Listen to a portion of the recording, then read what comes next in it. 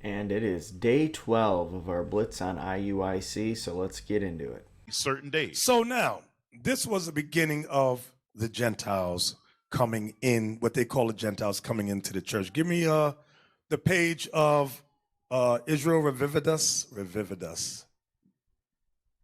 Nope. Right there. See the blue?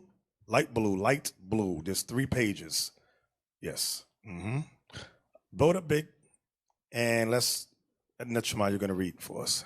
This is from the book Israel Revividus. Blow it up bigger than that. It can fill the screen.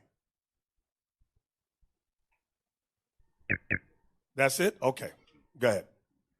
It was probably about this time that the Jews passed the seas and settled in Europe.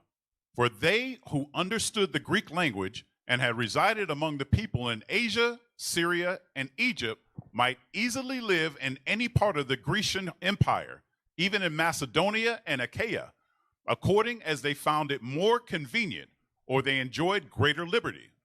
Thus St. Paul found great numbers of them in all the cities of Greece. Talking about Israelite, the Jews. Go ahead. When he went to preach the gospel there.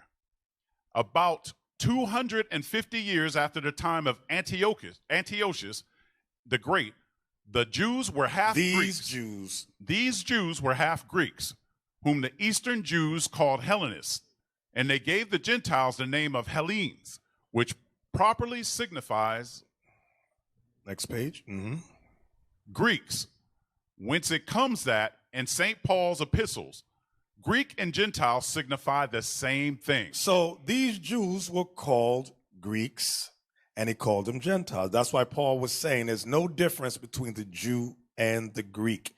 Why? Because they're the same race. Next page, please. Now, this is what we're going to get to with Cornelius.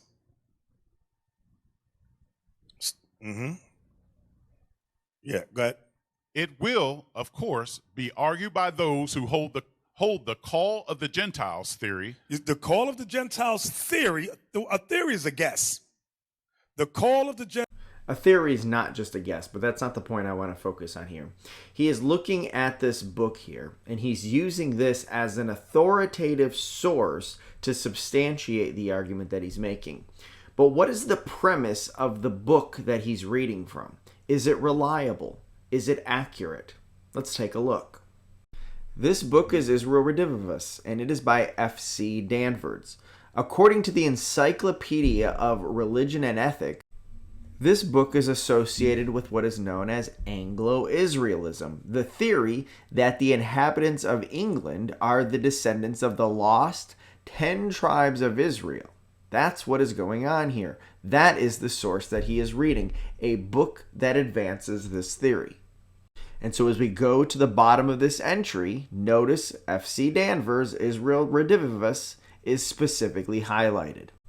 And notice what Danvers actually argues.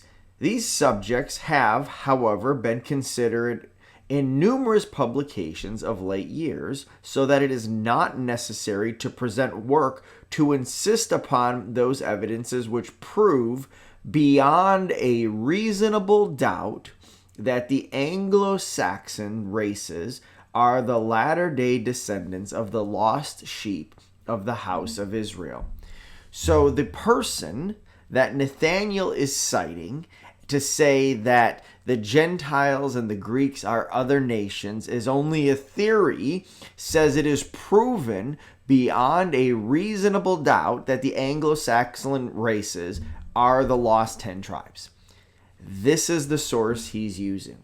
And this, in fact, is where One West Hebrew Israelites get this entire belief system. They get it from Anglo-Israelism. And do you know what came from Anglo-Israelism? The Christian identity movement, which is associated with white nationalism. So that is the source, not just this one work, but the entire teaching of the Greeks and the Gentiles in the Bible being Israelites comes from Anglo-Israelism. And so that is what you are dependent on if you subscribe to this belief system. The arguments that are put forth are derived from their works. Is that really a source you want to be trusting?